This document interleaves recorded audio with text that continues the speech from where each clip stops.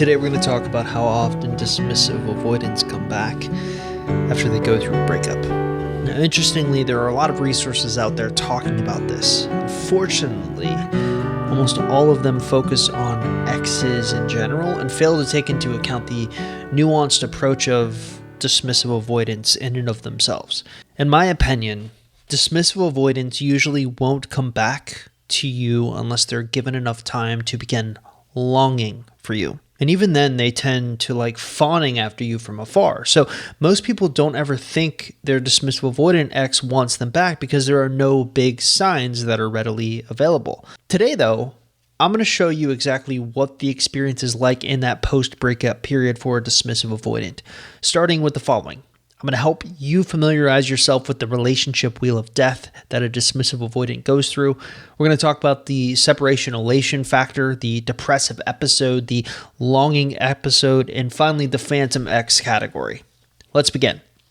So everything runs through the relationship death wheel for an avoidant. Someone who has dismissive avoidant tendencies is usually fiercely protective of their own independence. So if they enter into a relationship where that independence gets threatened, they usually do everything they can to keep that independence, which usually involves leaving a relationship. Now, every dismissive avoidant is caught in the same relationship wheel of death that they can't ever seem to escape, of which there are 8 main stages. Number 1 is they start out wanting someone to love them. Then they think they found someone who is this person that's going to love them. Then they start to notice some worrying things about this person, usually any type of insecure attachment behaviors from the other person. They start contemplating leaving. They decide to actually leave. They are left happy with the fact that they left. They're just ecstatic, over the moon about it. Then the loneliness kicks in. And then finally, they feel sad that they can't ever seem to find the right person, and they continue this journey going around and around in a circle, either with you on an on-again, off-again relationship or with someone else, like a rebound or a new relationship. The point is, the wheel is inescapable for them. It goes around and around, crushing old and new relationships alike. If you really think about it, there are 3 main phases that occur in a post-breakup time period for a dismissive avoidant. There's the separation elation period, there's the depressive episode period, and then there's the longing episode. Now, each of these are integral to understanding how an avoidant operates and when they're likely to come back. Now, before I jump into the 3 phases, I'd like to put forth an idea. One of the reasons that it's so hard to explain how often dismissive avoidants come back is because they need to experience these 3 phases in order to feel like they want to come back.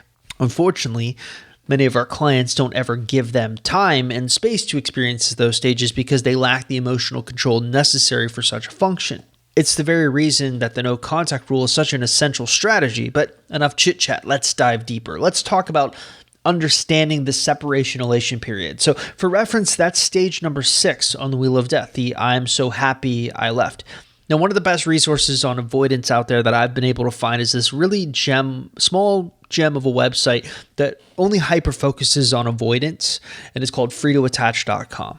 Now, freetoattach.com says that after a relationship ends, people with an avoidant attachment style tend not to show much anxiety or distress, often feeling an initial sense of relief at the relinquishing of obligations and the sense that they're regaining their self-identity and not tending to initially miss their partners. This is separation elation, as the pressure to connect is gone. Being a dismissive avoidant myself, I thought I'd add my own personal experience of this separation elation. In college, I dated a girl for about 9 months and broke up with her very suddenly. Now, I think, weirdly enough, this had more to do with my own insecurities rather than sort of a loss of independence. I just didn't like the person I was becoming and was tired of fighting. Like, every single day was an argument. So, like with all relationships that you want to work, when you're in the midst of them, you convince yourself that this is it. This is going to be the one. Yet strangely, after the relationship devolved into nothing but arguments and name-calling, I couldn't take it anymore, and I broke up with her. Now, the relief I felt immediately afterwards was indescribable. It felt like I could smile again for the first time in months, like this pressure was lifted off of my shoulders. This was the initial separation elation kicking in. Finally, It's just me again.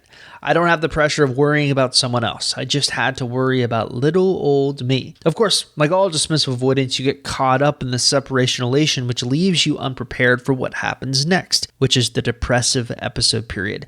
Once again, pulling from free to attach, dismissive avoidance can often have a depressive episode from 2 to 4 months after a breakup, manifested in feeling numb, disconnected, and meaningless, which they may try to repress.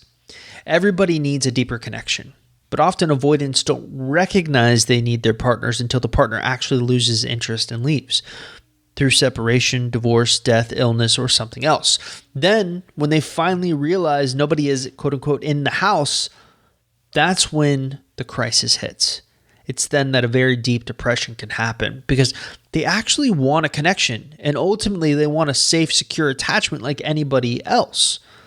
Now, are you familiar with the concept of causality? It's essentially a fancy way of referring to cause and effect. This happens, which causes B to happen, which causes C to happen, so on and so forth. You need to understand the cause and effect that gets them lost to the mental state where they even start considering it. First comes the separation elation where they're so happy, they've reclaimed their independence, it's great, they're happy not to have to worry about you anymore. Next comes the depression, the realization that they might end up alone, which is something that they don't want deep down. This puts them in the perfect state of mind for longing, which is our next thing that we're going to talk about, the longing episode. I think it was last year I did a video on my YouTube channel called How to Make an Avoidant Ex Miss You.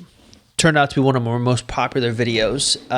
And I really talk about what conditions need to be present in order for an avoidant to even consider missing you. Now, avoidants typically long for an ex when they encounter the paradox feeling of feeling safe, but at the same time, they grow lonely. They also need to feel like you have moved on from them. Remember, avoidants get freaked out by losing their independence. So if you are constantly trying to win them back or blowing up their phone, trying to fix the relationship, you'll end up extending the separation elation period for them. You're essentially reminding them of why they broke up with you in the first place. Nevertheless, if you do give them enough time and they enter this longing stage, this is often where you're most likely to get them back.